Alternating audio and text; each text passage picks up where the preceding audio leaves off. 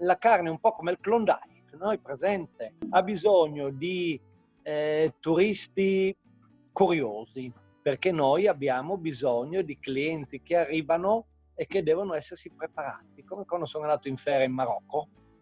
Io sono arrivato in Marocco tanti anni fa, nel 90, in autonomia mia moglie e una nostra amica, e ci eravamo informati, abbiamo preso la guida touring, letto, abbiamo visto le gole di Dedè, tante robe che altrimenti tu non avresti visto mai.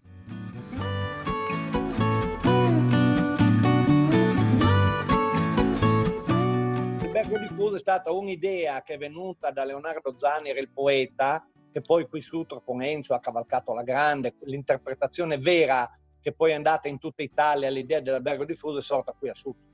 Noi non vogliamo fare campanile, ma la storia è quella, appunto, è fine. Allora era la Carni aveva tante case vuote di gente che sta via, case secolari che chi cavolo le metteva a posto, ci volevano risorse. L'idea è venuta di dire, bene, trasformiamo la Carni intera in un, che poi è il nostro slogan, un paese per albergo.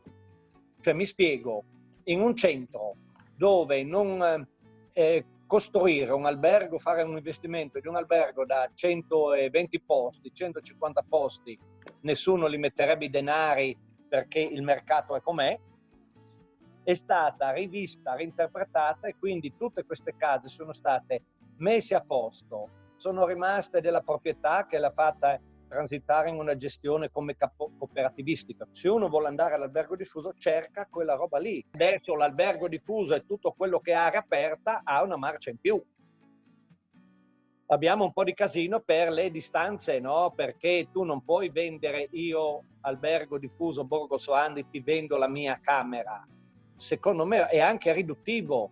Io ti sto vendendo un'esperienza, dove io ti do la degustazione, ti do l'esperienza, ti do gli spazi liberi, grandi, aperti, ti do anche un posto letto e te lo do particolare, quello è l'albergo diffuso.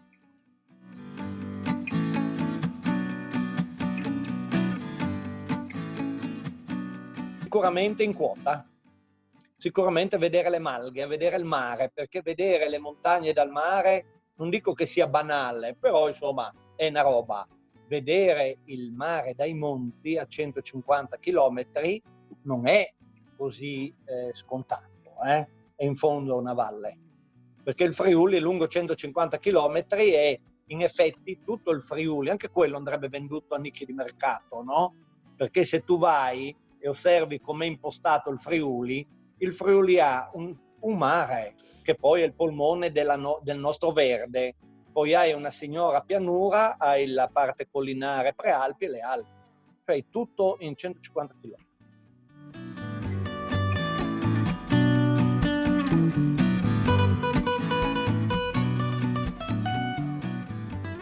La rete Visit Zoncolan è sorta per dare una serie di servizi degli operatori diretti, no? La rete mette vicino una serie di operatori con servizi diversi che tu quando arrivi stai sicuro che trovi tutto su un tavolo, hai capito? Perché anche la rete deve essere il compendio, l'insieme di quello che è il nostro messaggio. Noi ti vendiamo un'esperienza. All'interno abbiamo quello che fa la guida, quello che ha il posto letto, una serie di persone, quelli che fanno i biscotti, mia cognata a Cercivento che ha le erbe, e dobbiamo espanderla ancora di più in maniera che se tu vai in un posto e bevi del vino, ti apro una bottiglia di vino, il top, e dire bene, abbiamo, per dirti, la ditta Rodaro, ottimi vini, che è legato alla nostra rete d'impresa. Cioè tu quando arrivi trovi il prodotto salutare, cioè il top che puoi trovare, no? E noi te lo offriamo con la rete d'impresa, l'idea era quella, no? Che dobbiamo portarla avanti.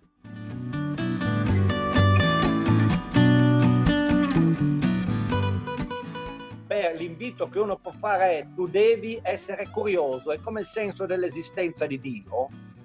Spinoza ha detto che la non casualità delle cose in questa terra, quindi vuol dire che c'è un progetto, c'è qualcosa, all'85% non è casuale, manca il 15%, tu devi cercare. E la stessa maniera il turista nelle sue ferie con calma deve cercare il senso delle cose, deve informarsi e cercare di più. Perché tu quando sei in cima al Tamai, vedi tutta la pianura, vedi il mare, ti viene proprio da dire, beh, Dio Bonino, dire che questa cosa è casuale, forse è un po' uno sforzo, no? Allora, tutta questa costruzione, è così, è la costruzione intera di un viaggio esperienziale. Non sono mai andato in bici, dov'è il problema? Anche intorno adesso al movimento della bicicletta, no?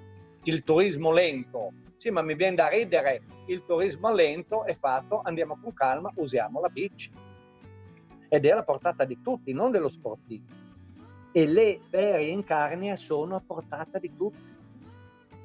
Tant'è vero che abbiamo una prevalenza di persone con una certa età che vengono in ferie da noi e che si trovano bene. Se queste qui, partendo da loro, facessero i curiosi, si informano, sarebbero ancora più felici.